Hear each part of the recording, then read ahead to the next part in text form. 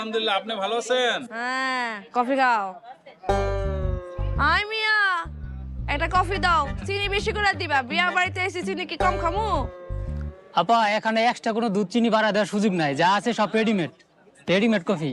আরে বুঝছি বুঝছি, নয় ছয় আমার বোঝার লাভ নাই। 17 বছর এই পেশায় আছি। এই লন। আমার নাম সুন্দরী। 17 বছরে 99টা বিয়া দিছি, একটা কম সেঞ্চুরি।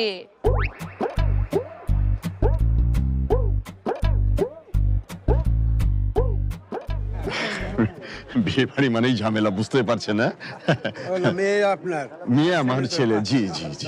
আসসালামু আলাইকুম। ওয়ালাইকুম আসসালাম।